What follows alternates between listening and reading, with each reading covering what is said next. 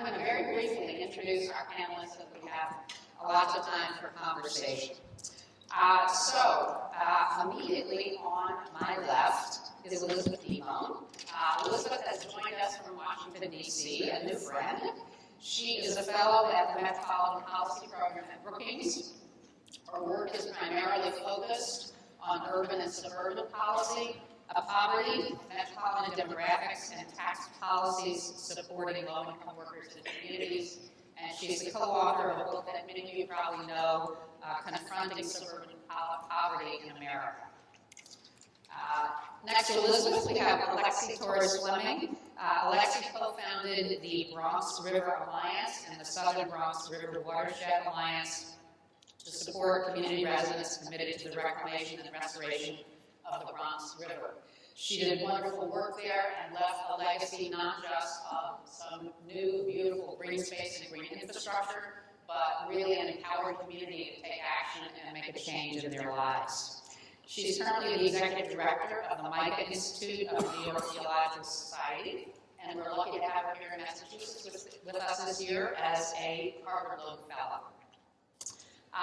Next, we have Secretary Bialecki. I think most of you certainly know Greg because he's usually not here. He's usually out and about around the Commonwealth working on economic development.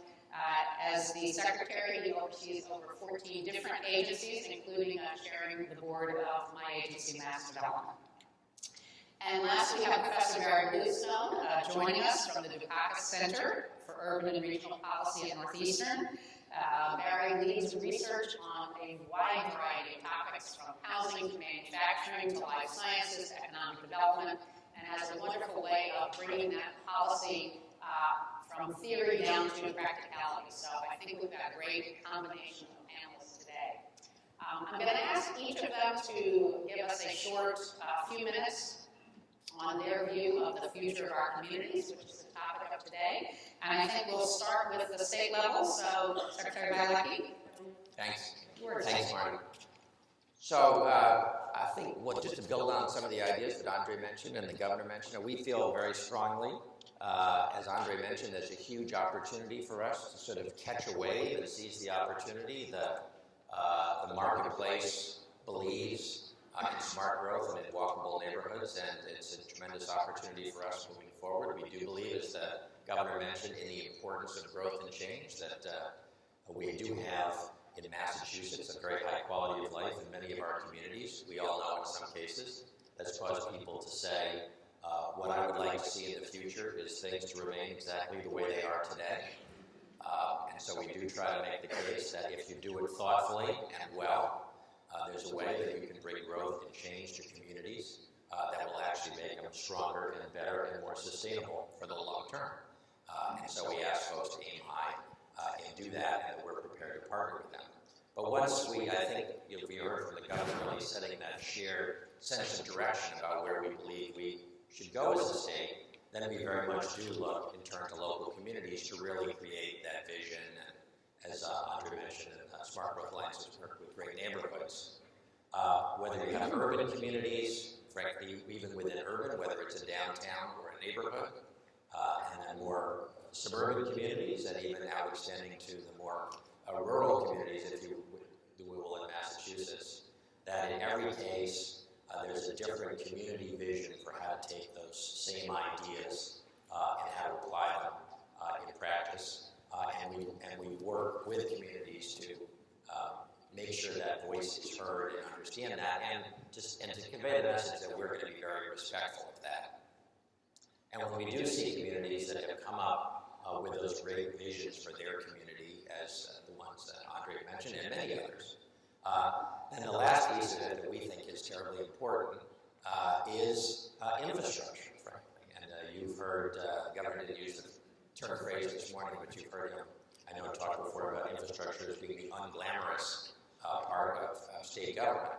But in a state and in a country, frankly, which has so underinvested in its infrastructure for decades now, we know that it is, in fact, an absolutely critical path item for converting a great community vision into reality. So we're very proud of the examples, many of the successes that we've had we're not embarrassed to say, we're proud to say that many of the successes we had were community visions that were created before Governor Patrick even took office. So if you're looking at Assembly Square in Somerville, or Wonderland, Revere Beach in Revere, or City Square in Worcester, these were all great plans that people had come up with even before Governor Patrick had taken office.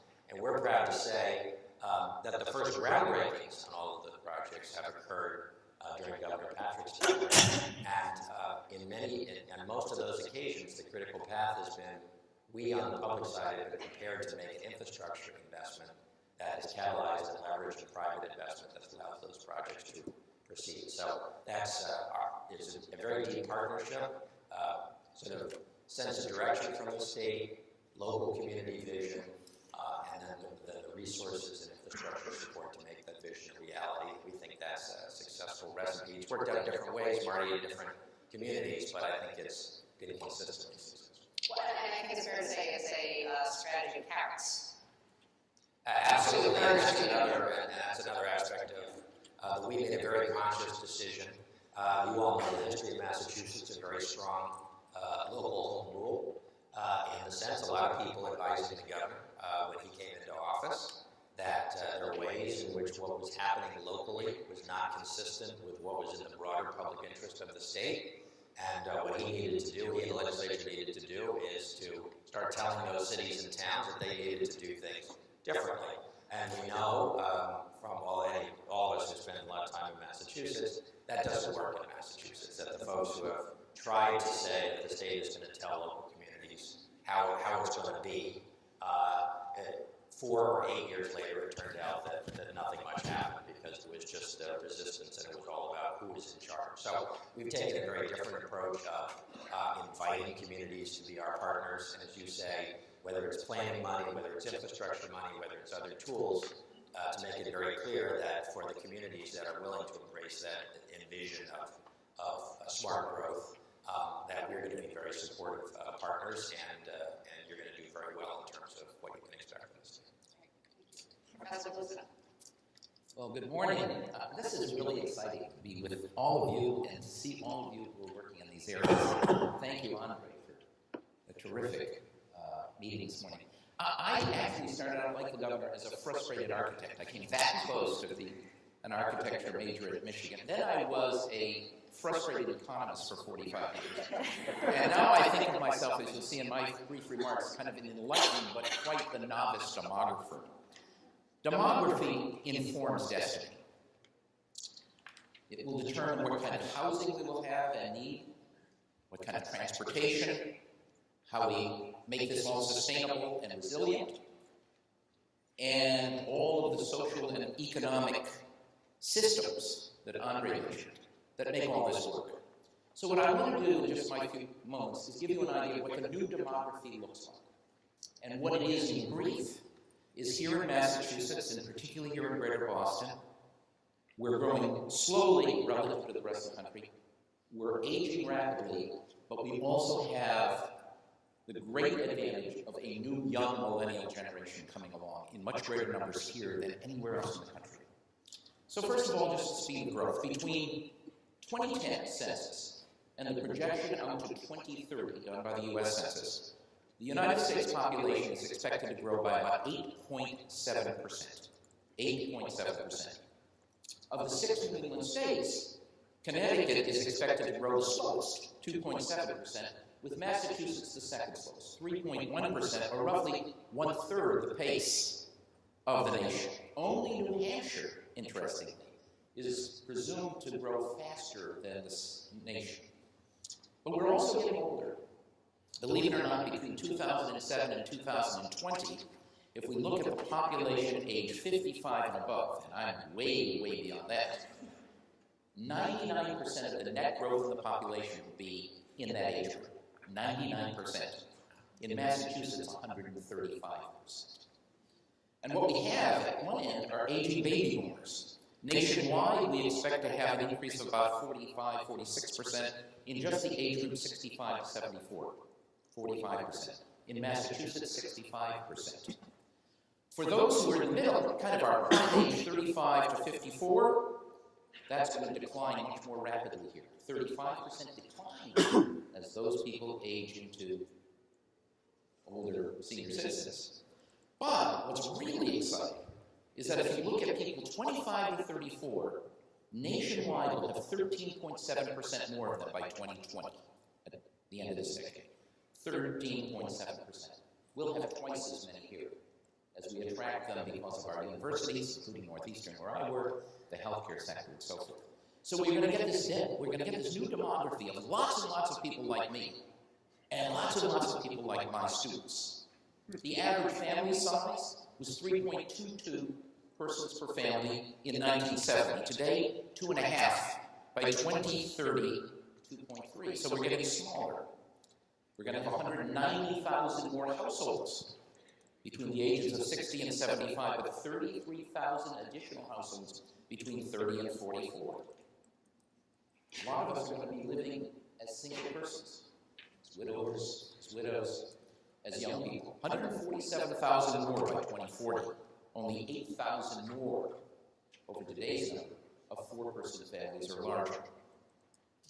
We know in all of this also that we have an affordability problem. We know how to house people who are wealthy. That's easy. $1 million, $2 million condos. We actually have some programs, fortunately, to house people who are very poor. Everybody in between is facing a real problem. And as a result, renters who are paying more than 30% of their gross income in rent has increased from 39% in 2000 to half today. And indeed, we have something like almost 40% of owner-occupied households paying that much. Problem also is we have young people coming in large numbers, but they are in trouble financially. If you look at households under 25, today, their average income is 31% lower in real terms than a decade ago. And they've doubled their college indebtedness if they went to college, now averaging in the state over $25,000. So finally, what does that mean for our built environment? What does that mean? Well, number one, we're going to have to find all kinds of new housing for young people. Yesterday, in a forum that was led by Tamara Roy, who was here from Ad we were talking about the use of micro units and new kinds of housing, particularly for our graduate students, for residents, for interns, for young professionals, and other young people. We're going to need that kind of housing for them. I call them millennial villages. We're also going to have aging boomers like myself. My wife and I live in a big house in Cambridge. We rent out 2 units, but we live on the 3rd floor. And in the near future, we're going to want an amenity that you're all going to want, and it's called an elevator. We're going to have to build new housing for us. And what we're going to also have to do is get many of our young people out of their current stock of housing, where 2, 3, and 4 of them are living together, including most of my graduate students, in the housing stock that was built in the late 19th and throughout the 20th century for workers, the triple decker, the duplex. We have to free that housing up for working families, because it's very difficult to build a brand new house for working families. Well, we've already seen the beginning. As the governor suggested, we've seen a tremendous improvement in housing starts. From less than 5,300 in 2011, we project over 11,000 by the end of this year. And what's interesting is the developers in the room are getting the new demography. From 2000 to 2002, 2/3 of all the new units of housing we built just a decade ago were single-family housing. This year, 2/3 are multifamily. We have to continue that in order to be able to house the future and do it in a smart way.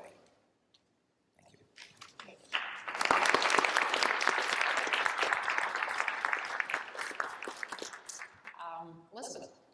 Thank you. And I want to start as well by adding my thanks to Andre for the opportunity to be here and be part of this conversation. And I really want to pick up on, I love that demographics informs destiny. I mean, I've also heard it said that demographics are destiny. This is really important to understand the way that places are changing over time, so that we can effectively plan for it. And in the work that we've been doing at the Metropolitan Policy Program, my colleague Alan Ruby and I, that we've put together in our recent book, is really looking at just those types of dynamics, and in particular, how the geography of poverty and opportunity has been shifting in our major metro areas. So almost every major region in this country has seen poverty growing outside the urban core, and often it's growing faster in those communities. This is also something we're seeing in the Boston region, where poverty is regionalizing, but it's also not happening in an even wave. So you have communities like Lynn or Brockton or Revere who have long been challenged by higher poverty rates relative to in comparison to other parts of the region. But they're now also joined by communities like Danvers and Randolph that are seeing their poor populations grow at very rapid paces to these communities who have not as long addressed these challenges or had this growing population in their community. So it's really underscores the extent to which poverty has become a regional challenge. But though it's a regional challenge, what we're seeing across, particularly outside of the urban core, is the diversity and number of places addressing these challenges also raises the fact that capacity is very uneven across places. Where they're starting from, how they're positioned to deal with these issues, and think about connecting residents and communities to opportunity elsewhere in the region is very different, depending on where you're looking. And I think that gets back to the Secretary's comments about needing to plan, having a broader perspective about how we plan for these issues, but also be able to target our strategies locally so they really address the variety of needs and also assets and opportunities in the region that we're seeing. And I think what we've seen in regions across the country, what is really emerging as a promising model and the types of strategies that we need to think about when we think about opportunity and poverty with today's geography in mind, is the idea of being able to have a regional strategy, to plan regionally about how we address these issues, but be able to draw on strong local implementation and connect those local efforts to a broader regional frame. And I think what Andre was describing earlier in the Great Neighborhoods example, that's really one of those examples that I think exhibits the principles that we see as being so important. The idea that you can have a quarterback, a sort of backbone infrastructure that helps these local initiatives get the sort of capacity, the technical assistance, that broader planning frame in which they can locate their efforts. And we look elsewhere in the country where we see those sorts of strategies. I think it's really a promising model, particularly for suburban and outer lying communities who are newly struggling with these issues and may not have had the capacity in the past to address them. It's the ability to get to a better scale for addressing these challenges. So for instance, in the Chicago region, we talk about in the book, we've seen a number of municipalities in Cook County outside the city. These are smaller places. They've been hit hard by the foreclosure crisis and are really struggling on how to plan to reorient themselves moving into recovery so that they can create healthier, more mixed-income communities. And we've seen 23 municipalities come together in the south side of Cook County, 5 municipalities on the west side, with a coordinator, a sort of quarterback for each of those initiatives, so that they can help bring partners to the table. They can plan as a sub-region for how they're going to deal with their housing stock, dealing with blight and vacancy and redevelopment. Also thinking about transit-oriented development. Each of these clusters has started a transit-oriented development fund. They're thinking about tools like land banking. They're thinking about how to use GIS mapping to really understand the shifting needs within their subregions and target dollars and resources accordingly, and in a transparent way so that partners can see why decisions are being made to locate investments in a certain part of the subregion in this round as opposed to another part in the next round. And all of these promising efforts have been, I think, so successful in attracting millions of dollars and actually starting to show early signs of success in their ability to redevelop in these communities and plan for the future. But part of their success is really that they have that strong backbone that philanthropy has invested in to help give them form and structure, help them navigate a very fragmented region and a very fragmented policy framework in which we address poverty in place. But on top of that, those efforts have been connected to a regional vision as well, because you have strong partners like the Chicago, their MPO, you have the Metropolitan Mayor's Caucus, you have MPC, the Metropolitan Planning Council, so 3 strong regional entities that are helping to place those sub-regional efforts in the context of the regional map of where opportunity is growing in the community. And I think that those types of efforts are going to be increasingly important as we move forward, recognizing how regional the reach of poverty has become, and also how regional the map of opportunity is. And particularly in an atmosphere when we know resources are limited and shrinking, that ability to bring people together, to coordinate across jurisdictions, across policy silos, so that you're taking limited dollars and making them stretch further, is going to be increasingly important as we move forward, and should be at the center of a lot of our policy discussions for how do we support these quarterbacks, how do we help build out capacity, particularly in communities that are newly struggling with these challenges and may not be equipped to best connect their residents to opportunity. So I'm interested in thinking a little bit about communities that may not have acknowledged this issue yet, and it may be invisible, especially in a lot of parts of Massachusetts where the foreclosure crisis was not as visible. This impediment, how do we communicate what's going on, and how do people, really understand and face the reality of what's happening in their communities to then begin to put some strategies into place? Are you finding this sort of denial of what's happening going on? It's really varies depending on the communities that we're talking about, because I think some of the challenge of the rapid growth we've seen in poverty, particularly outside the urban core, and in places who we think of as more affluent, and more immune to these trends, as they're grappling with these issues. Part of it has been an information challenge, that perceptions have really lagged behind the shifting map. So people don't think that these challenges are present in their community. They may be donating, they may be thinking about charitable contributions, but they're still targeting them to other places because they don't see the need within their own community. So it's an information question often in the first instance, but then often you do, even as it starts to, people see shifts in their community, depending on, leadership has chosen to react differently, depending on the community, whether there's a lack of political will or a misunderstanding of what is driving the changes in the community. And again, I think that comes back to education and information, that poverty is touching more people and places than ever before. We've seen shifts in our economy that have really broadened the scope of where this challenge is and who it's affecting. And the ability that I think has really helped overcome some of these barriers in some of the regions we've looked at is mayors and local communities being able to work together, sort of recognizing that this is something that crosses borders, this is a challenge that is affecting us at a wider regional level, and that working together, you're more likely to pool your resources in a way that would be effective for your community, and being able to kind of demonstrate shared success in early phases at attracting resources to address these issues in positive and proactive ways has been really important to bring people on board, which I think comes back to exactly what you said. Carrots have been very important in this process.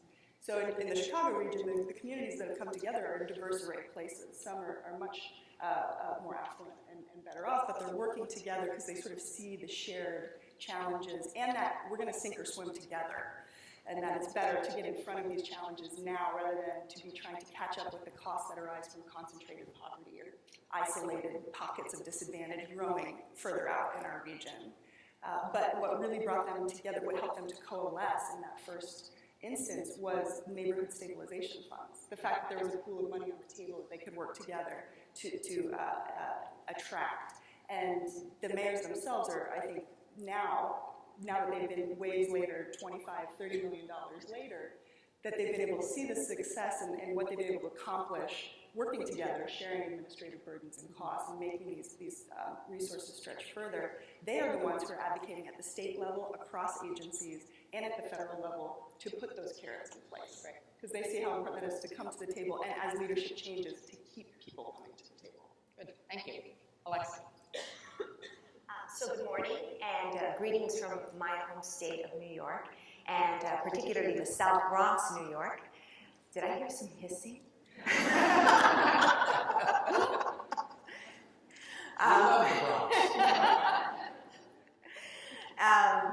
So I want to give a little bit of the context for me being here.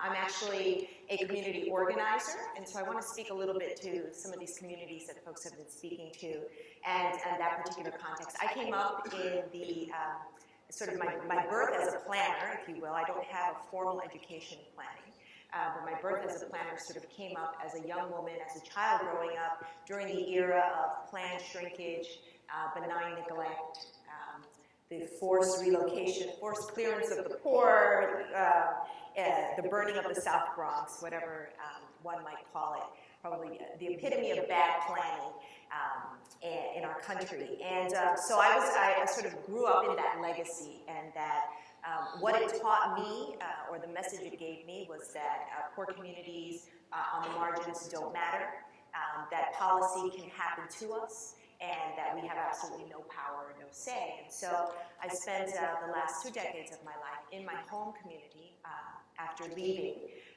for years, coming back home and working on renewal from the grassroots up, and really thinking about who planning is for, who it's not, and who matters.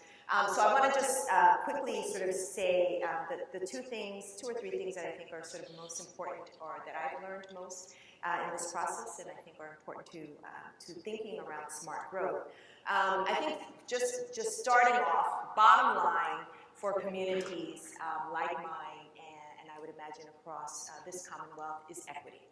And so whatever the framework, and I have worked long enough to live through many frameworks, whether it be the framework of environmental justice or sustainability or smart growth, or now we're framing it as climate adaptation. I've worked on a waterfront and have framed the importance of the revitalization of that waterfront in any way possible.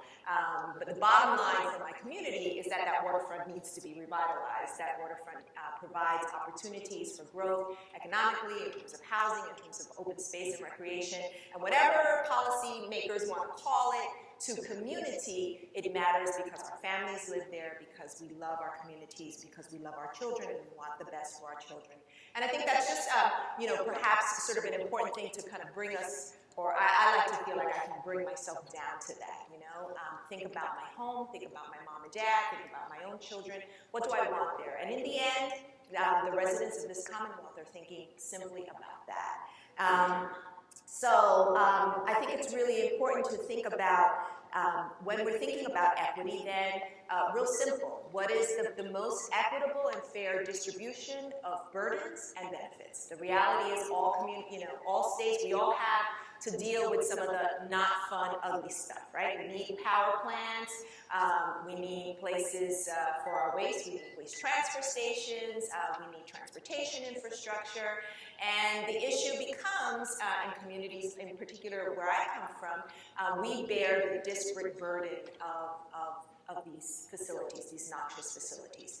And so real simply, communities thinking about smart growth want to think about and will push back on issues where there is an inequitable distribution of burdens and also an inequitable distribution of benefits, parks, open space, etc., and inequitable investment in amenities and things of that nature. So that's a real simple bottom line for folks in community, and real important. I think the other piece I really want to highlight is, what is this question of engagement and authentic engagement?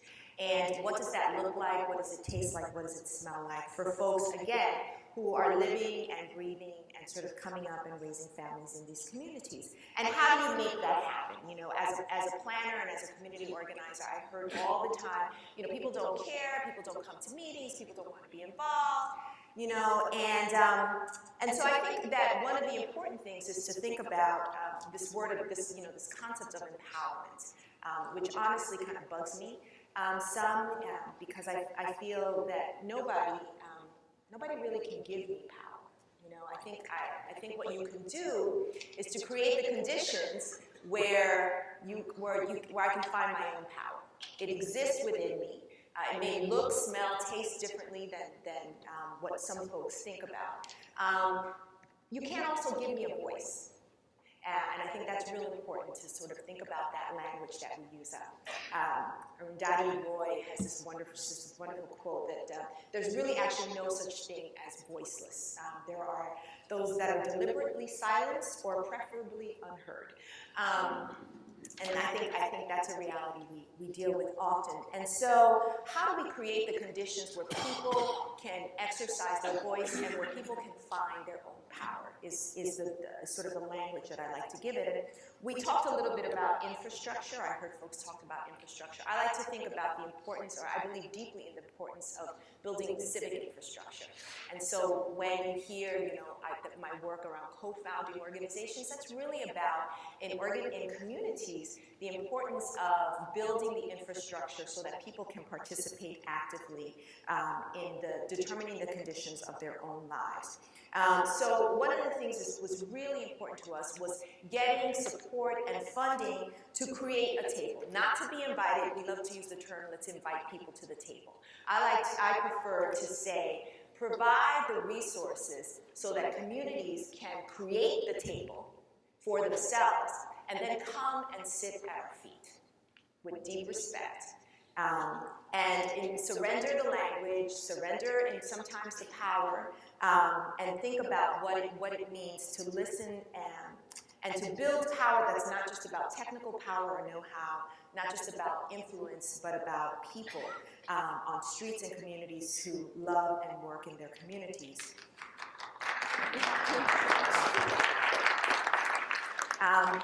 I think it's important to look for those unlikely partnerships, and one of the most frustrating and difficult things I sort of had to live through as a planner in these communities is the funding of the quote-unquote experts, right? So, we have deep and very respectful and wonderful relationships with regional planning associations, and statewide planning groups, etc. But community groups don't want those groups forced upon us, and community groups believe that they have an expertise that perhaps those groups don't. And so we used to carry this big sign around at meetings where it said, "We live here, we're experts too." So when we think about funding and support, when we think about bringing people, quote unquote, bringing people to the table, I think we need to be aware of this, we call it the big fish eats little fish phenomenon, where foundations and funding partners want to fund sort of the big, large associations, and then say, okay, we'll give you the money so that you can then go find the grassroots groups. And I think we really need to turn that concept on its head, but provide support and resources for groups to build their own infrastructure, to build their own table, and to hire their own technical assistance providers. Let them choose who are the people that they can work most respectfully with. And in this creation of infrastructure and finding that infrastructure, understanding that it exists in many ways, tenant associations, churches. Most of my background is in organizing faith-rooted communities, and in young people in schools. So we want to build long-term civic infrastructure. We know this isn't going to happen, in a day, or it's not going to happen in a decade or 2 decades. I mean, it's a long-term investment. I believe deeply in investing in schools and in after-school programs that do not just entertain and keep young people off the streets, but teach them and engage them around issues of their community, community participation, and civic participation. And for me, that's really ultimately sort of this vision of what power is, and ultimately what builds a beautiful state and a beautiful country and a beautiful commonwealth, right? And we lose our humanity ultimately when we don't do things that honor the people that live in communities. And ultimately, we can measure, by all of the wonderful demographics and statistics, our success as a country by, are people buying houses? Is our economy booming? Are we building jobs? I like to also think that, the most important bottom line is how are those that are the poorest, those that are the most vulnerable, how are they faring? What is their quality of life like? And ultimately, may the state of Massachusetts sort of measure its success on that. Thank you.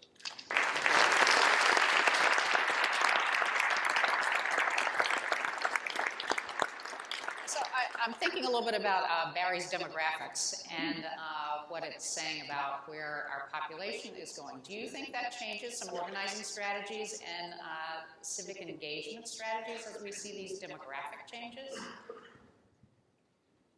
Oh, you're asking me? I'm sorry, I thought you were asking Barry. I think we've spoken a lot about the millennials. I mean, young people are. I mean, we are. It's a largely activist, very engaged, population of young people, not interested in simple answers, not interested necessarily in the status quo, and very, very interested in ways of working and ways of living. I've loved and have seen not just I mean, you see sort of the emergence of activism, but you also see this sort of emergence of new ways of living. And not just, you know, sort of smaller, but also, you know, you see, I mean, I've worked with intentional communities that are springing up all over the place, sort of these, you know, 20-something sort of very connected to community and young and you know, coming into communities that would not necessarily be sort of traditionally where they would live, and really seeing themselves as an important part of the fabric of that community, really wanting to contribute to the nature of that community. So yeah, I think we have a tremendous amount of promise and hope in this new generation. Absolutely. You know, one of the wonderful things about my job is I get to lots and lots of communities all through the state. And it turns out tonight, I've been invited to facilitate a town meeting in Andover to talk about what's the future of their town. Last week I was with Mayor Seti Warren in Newton, and we're going to be doing an Envisioning Newton with the community. We're just facilitating it. It's the community that really does this. And one of the things we've been talking about, in fact, we're going to be over at Microsoft next week talking about how do you create town meeting of all? Right? The problem is, in so many of our communities, people are so busy. They can't come to meetings every Wednesday night. They have kids to take care of. They have lots of stuff. And as a result, as we know and people hinted earlier, you sometimes get small little cliques within town who are kind of very concerned about one issue, but you don't hear from everybody else who may have a different position. So the question is how do we engage more and more people in the community? I'm seeing this in Andover and Newton. We're working in Dedham, talking about Dedham for 2030, 2040. In my own town of city of Cambridge, in Holyoke, Lisa Wong, the mayor of Fitchburg, is here. She's doing wonderful things in that community. So I think this idea of civic engagement and how we use the new tools to take many of the ideas that come out of the Smart Growth Alliance, come out of MAPC, come out of MassDevelopment, come out of this guy's great job, bringing it down so the community can discuss, debate, engage, envision, and change. And I think that's really what's so exciting about what we're doing here today. Sorry, can I just add one more thing that I would just think a very important point, and it relates to how we do things too, is that the new models that both Alexis and Terry talked about, in other words, if a lot of people would try to measure the civic engagement of the millennials by voting records and voting participation. And I think an important point that they're both mentioning is that I think there's a lot of appetite for civic engagement that is not necessarily expressed by voting participation among the entrepreneurial community and others. So I think we have to be mindful of that. We can't say, this neighborhood didn't turn out to vote in an election, and so they don't really care, or there's apathy there. I think we have to consider the possibility that there's a lot of civic engagement potential, but it's just going to be a different way. And like Barry says, what are the new tools that we can get to engage people so that if the neighbors aren't showing up for the planning board hearing, does that mean, nobody cared about that project? That's not necessarily true. We have to go deeper than that. May I add to that? Yeah, I just wanted to say, just echo that and say that we all just don't have enough fun in this work as planners, and so I just invite us to go to community and plan. There's no better way to get people out to talk about stuff than to offer people food, dance, and singing, and some art. And I guarantee you will. I mean, we planning using block parties and music and meal tickets that where you survey folks on their opinions, and I mean, they're just like break out of our boxes around how we do this and engage people culturally and in spirit, because ultimately it's about that. If we can't have joy and we can't do this with deep love and respect in our communities, then I don't want to go to that party. Absolutely. So I want to come back to sort of smart growth strategies and whether smart growth strategies save money or generate resources. It's a little bit of a sort of, what's the pitch? And tying into this conversation, do policymakers and community residents understand that or believe that? So, anybody have any thoughts about that? Well, I think from Massachusetts, as you know, obviously part of the challenge has been that whether it's the virtues of smart growth, you have the challenge of you have to start with people's reaction to growth itself, and in Massachusetts, because the project has so forth, there's been the idea of growth, particular housing growth, has been seen as a money loser, and that causes. And so you're starting from this place of when you're trying to talk about smart growth. I think that So you're going to talk about growth that, first. well, I think you have to acknowledge that Massachusetts is challenging, that the perception of growth is economically challenged. And actually, I've been talking to some friends of mine living in Oregon about that for a lot of just saying fundamentally that to start with the premise that growth can be good for the community, can make the community better and stronger, and it's not, we don't start with the presumption that it's a negative. And I think smart growth can help in that way. One simple way that I've seen it is we've seen this in another place where we're not just selling this, but the marketplace is looking for this in the area of mixed use, which is when we're talking about the kind of old-fashioned zoning that everybody is going to do a project, either a residential project in the residential zone or a commercial project in the commercial zone. And now zoning in Massachusetts is much more moved towards mixed use, but the marketplace has moved much towards mixed use. And on that fundamental threshold question of schools and school budgets and so forth, we have the happy fact that a mixed-use project, when people want to do those numbers, they're going to, in general, work out a lot better, even if you're worried about school budgets and so forth. If you have a mixed-use project, it's going to pan out as one that's more balanced, and you can sort of get past that question, and you can get to the next question of, isn't this going to make your community more interesting and attractive, and the benefits of it? Yeah, I think the arguments are a little different here than in other parts of the country where there's a lot of infrastructure that needs to happen for greenfield development, and I think you're right, the growth strategies for our urban and community centers. And we have, so I'll just add one point on that, which is that you're right, in some other states, we're the third most densely populated state in the country, I don't know if everybody knows that, but that's, so in other states, there has been a money argument that, if you keep the development in closer to existing centers as opposed to going out, then you don't have to build the roads and the sewer lines and all that other stuff. Here, actually, I think we sort of acknowledge that in many cases in Massachusetts, building on the urban brownfield is going to require bigger investment, maybe in going out into the greenfield. And so we have not, the state, really sold it as necessarily it's going to be the cheaper approach. It actually, if anything, I guess we've said it's maybe cheaper in the long run. It may be a greater upfront investment to clean up their brownfield or whatever it is. But when you look over time and include the cost of maintaining all that infrastructure that you didn't have to build, if you keep things dense, it will pay off in the long run.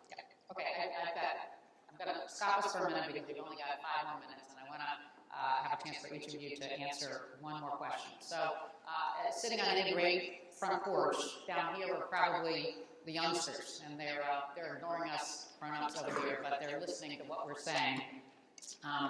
Andre reminded us it's the 10th anniversary of the Smart Growth Alliance. So what's one policy change that you would hope would happen so that when we get to the 20th anniversary, these children might see a different kind of future? All right. Well, I would say one concrete thing we need to do, community by community, is really look at our zoning and how we can reform our zoning to allow for smart growth. I was going to quip that one of the most exciting things about Massachusetts is we're planning to do a survey at the Dukakis Center about smart growth, and I am hypothesizing that more than 93% of Massachusetts residents, in answering the question, would prefer smart growth to dumb growth. And that's a good sign. Well, for me, it's easy. The governor's been talking about it all year. We should take a hard look at what we need to have a transportation system that not only works, that supports smart growth. We got to have a serious conversation about what it's going to cost to have the transportation system we need. And we ought to figure out how to pay for it, not just for a year or two, but let's plan ahead and figure out what it would really take to have a transportation system that supports a great, sustainable Commonwealth over the next 10 years. And let's roll up our sleeves and figure out how to pay for it. I'd say fund the creation of the table at communities, and then don't leave those plans just there. Tie development and incentives for development to community plans and to developers actually working with communities according to their plans. And having that table available also Exactly, will make it work much better. Brownfield opportunity area, I think in New York State is a great example of tying incentives and tax credits to developers working with community plans. Okay, I'll leave it at that. Well, at first, I agree with all of these choices here. And I would think even as we think about zoning, which is such a key, it's just the base on which we're building. So of course, when I go into, especially thinking about the suburbanization of poverty, the regionalization of poverty, zoning is always an issue that we come up against. But even as we think about reforming zoning and transportation, and I think building on this idea of the table is actually saying that we are making equity a priority and having it be a measurable goal in these conversations. That is not just something we're broadly going to say, yes, and won't that be nice when this helps connect people to opportunity, but saying we're going to start measuring this and holding ourselves accountable to making sure that these investments and this growth really does benefit all people living in this Commonwealth. Right. Across agencies. All right, I want to thank all of our panelists. This has been a great conversation.